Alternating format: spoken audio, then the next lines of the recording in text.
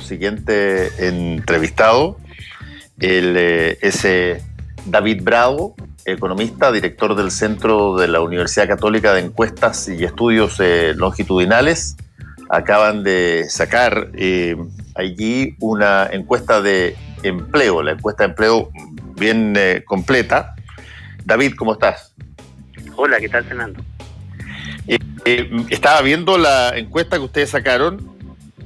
Tengo un eco, no sé si es que es mío o lo escuchan también la gente, pero en todo caso estaba viendo la encuesta y hay una cosa que me estaba preguntando hace mucho tiempo, con la cantidad de encuestas que habían salido, cómo no se había reparado quizás en términos tan directos como lo hacen ustedes al principio, en toda la explicación de cómo fue generada la encuesta, que una de las cosas más complejas que hay a la hora de, por ejemplo, vivir confinados por producto de una pandemia como la que hemos vivido, es que estamos llenos de encuestas, pero esas encuestas que probablemente eran en su momento presenciales, bueno, han pasado a ser telefónicas o han pasado a ser telemáticas, y ustedes abordan ese tema porque qué tanto se pierde cuando la encuesta deja, particularmente en temas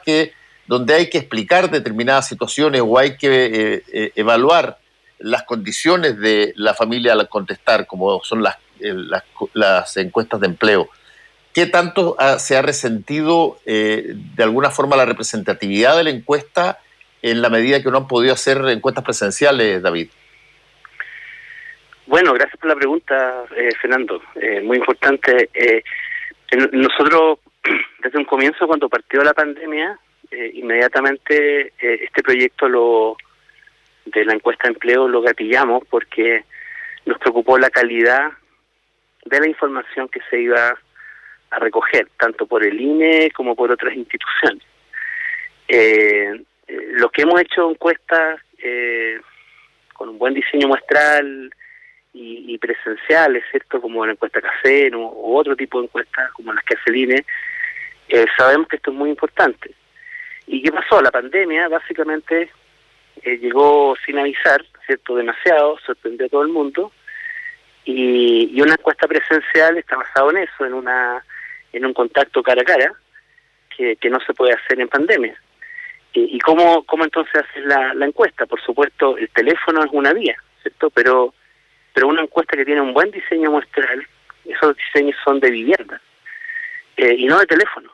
Entonces, seguramente en este lugar hay muchos teléfonos, pero si no son conocidos por quién va a encuestar, no podemos asegurar la rigurosidad del diseño. Y eso fue, yo creo que parte importante del problema que tuvo el INE al comienzo para sus encuestas de empleo. Nosotros habilitamos esta vía nueva básicamente porque teníamos un conjunto de, en realidad eran 20.000 aproximadamente viviendas que habíamos empadronado previamente, que habíamos encuestado anteriormente y de los cuales teníamos teléfonos. Entonces, activar una encuesta telefónica con la misma calidad del diseño muestral previo era algo bastante inmediato, y eso fue lo que hicimos acá. En mi opinión, el sesgo más importante tiene que ver con las encuestas telefónicas son rápidas, pero en definitiva llamas a quien tiene teléfono, o llamas a las viviendas de las cuales tienes teléfono, ¿cierto? Y entonces ahí es donde se producen todos los sesgos, a mi juicio, que claro, son habituales en estas encuestas que conocemos, digamos, estas que se hacen todas las semanas. Estamos plagados de esas encuestas, pero que no corresponde, ¿cierto?, que nos afecten, digamos, en las encuestas más relevantes, en las que tomamos decisiones de políticas públicas. Y fue así como surgió este proyecto. Ahora, una encuesta telefónica, claro, tiene límites, porque hay cosas que no podemos preguntar por teléfono, ¿cierto? Si las preguntas tienen muchas opciones, típicamente un encuestador en persona le pasa un tarjetero a las personas y las personas miran las opciones. Acá no existe esa opción y por lo tanto tienen que ser encuestas más limitadas. Eso también está De hecho, por ejemplo, en la práctica hoy día estamos terminando esta semana la encuesta CACEN, por ejemplo, ¿cierto? Y la encuesta CACEN también tuvo que hacer un ajuste respecto de las preguntas que hace, cómo las hace, para no efectivamente sacrificar, digamos, la calidad por la modalidad telefónica. Ahora, David Bravo, con todas estas restricciones producto de la pandemia y la metodología que tú has mencionado, ¿cuánto se pierde de representatividad en la encuesta más o menos? ¿Calculas tú, en términos de margen de error, cuánto aumenta ese margen de error? Es que hay dos tipos de errores, Fernando. Uno es lo que se conoce como el error muestral, ¿cierto? El error muestral depende para una encuesta que es probabilística, o sea, donde hay una selección al azar, depende de manera muy directa del número de encuestas que finalmente se hacen. Y entendemos también que eso también ha ocurrido, también ha ocurrido al principio en las primeras encuestas de empleo que sacó el INE con pandemia, reportaba tasas de logro mucho más bajas, y por lo tanto tamaños muestrales inferiores, y el INE puso algunas advertencias en sus datos. Y eso obviamente significa que los datos tienen mayor niveles de error muestral. Pero lo más importante a mi juicio con este tipo de encuestas, si no se hacen bien, es el error no muestral. El error no muestral es básicamente, por ejemplo, el que se produce cuando yo saco resultados de una encuesta, digo, mire, el tamaño muestral es lo que sea, ¿cierto? 1.000 casos, 2.000 casos, 700 casos, como estamos acostumbrados, insisto, en estas encuestas que se hacen, que consume la gente, digamos, y los medios, ¿no? Sí. Y dicen, bueno, si esta encuesta fuera probabilística, pero no es probabilística, ¿cierto? Este sería el error muestral, eso primero no se podría reportar, pero estamos acostumbrados a que eso ocurra, digamos, es una muy mala práctica. Pero esa encuesta tiene un enorme error no muestral, que básicamente sesga su resultado. ¿Por qué? Porque están construidos no sobre un marco como claro, digamos, ¿cierto? Como es el caso de todas aquellas encuestas que dependen, por ejemplo, de censos de vivienda. Eso es un error no muestral. ¿Qué quiere decir eso? Que hay un error que no podemos medir, además. No sabemos cuánto sesga los resultados. Y estamos llenos de ese tipo de datos, dando vueltas, ¿cierto? Atacándonos todos los días, en cuestiones que pueden ser de opinión, todo bien, puede ser, digamos, ¿cierto? Mucha gente usa incluso estas encuestas en Internet o estas encuestas de Twitter, digamos, ¿cierto? Que en verdad no tienen mayor valor que a lo mejor yo podría tener si es que le mando una encuesta a un grupo de amigos o no tan amigos, digamos. Bueno, hay que consumir eso con cuidado, a mi juicio. Sí. David, vamos a algunas de las cosas que se hallan en esta encuesta. Ustedes señalan en un primer gráfico que se estanca la recuperación de empleo en diciembre, es decir, se había producido una caída muy grande en toda la situación de la pandemia, desde el 19, primero una suerte de tensión y después una caída muy grande en el empleo, pero se estaba empezando a producir una suerte de recuperación hasta octubre, y ahí lo que ustedes detectan es que se vuelve a producir una pequeña caída hacia diciembre. ¿Cómo evalúan ese resultado? Bueno, una muy mala noticia, de verdad. Creo que efectivamente la caída fue gigante, o sea, no tenemos registro en la estadística en Chile de una caída tan grande. Por eso creo que esta crisis que se había homologado incluso inicialmente.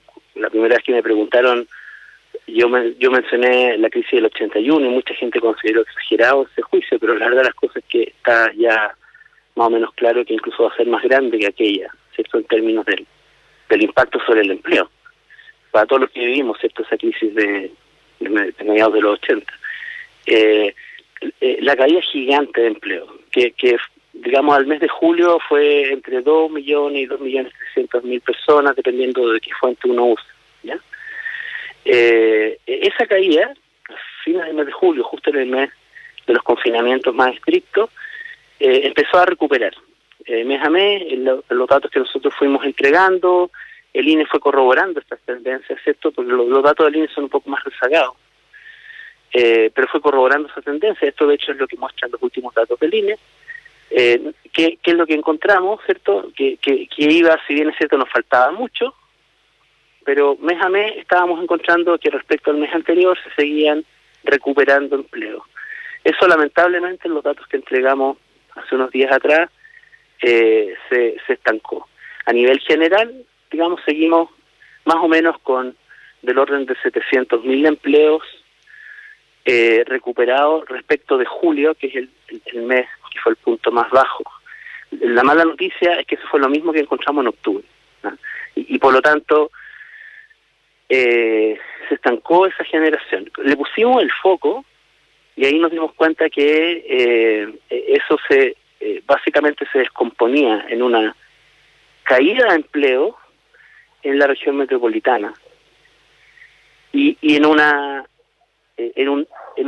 se continuó con el crecimiento en la recuperación de empleo en el resto de las regiones, en el resto de las macrozonas, digamos, del país. Entonces este fue un fenómeno que ha estado más concentrado en la región metropolitana y que probablemente ha tenido que ver con el impacto que nuevamente tiene la crisis sanitaria y en particular estas restricciones, ¿cierto? Que como es lo que ocurrió en la mayor parte de la región metropolitana en el mes de diciembre. Sí, ahora David, ¿cómo se entiende este gráfico que también lo encuentro muy interesante, donde cae muy violentamente durante toda la pandemia el empleo, empieza a subir de a poco, pero sube mucho más en las mujeres que en los hombres? Yo creo que tiene que ver con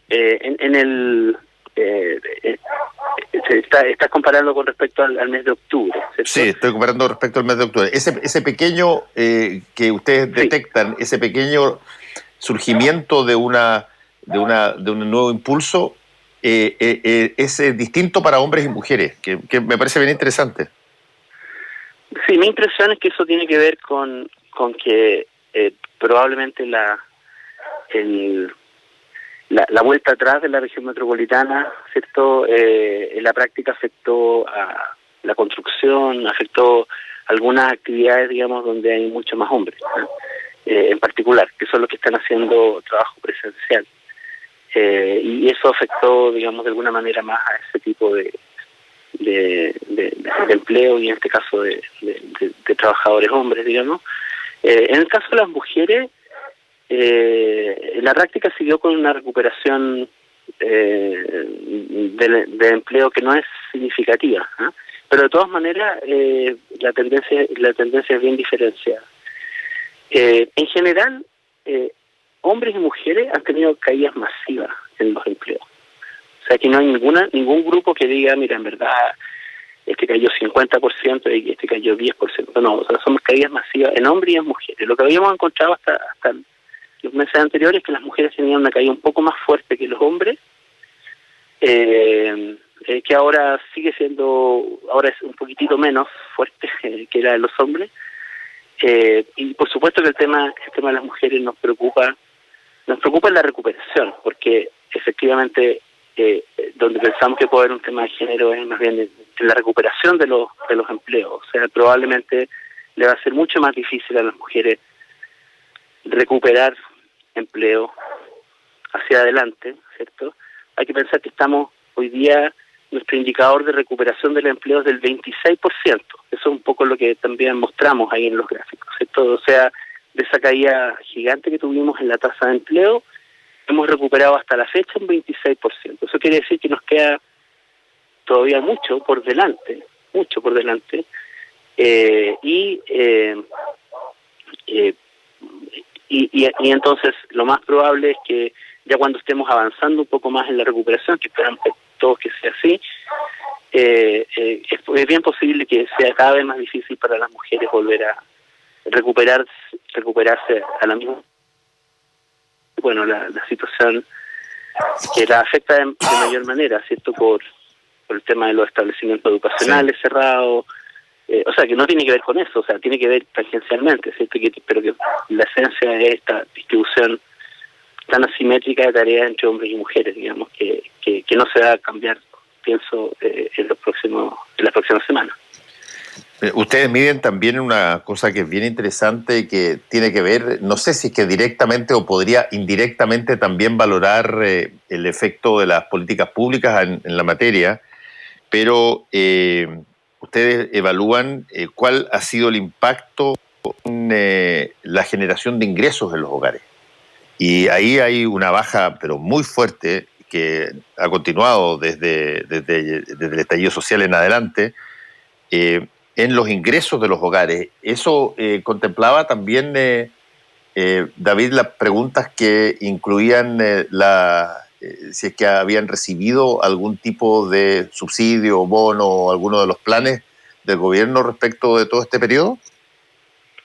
Sí, la encuesta que hacemos tiene preguntas bien detalladas de ingresos. En realidad, aquí hemos estado en la coyuntura más bien mostrando algunas que son básicamente resumen de la caída de ingresos, y como tú mencionas, se ve claramente desde la primera encuesta que entregamos, que fue sobre la última semana de abril.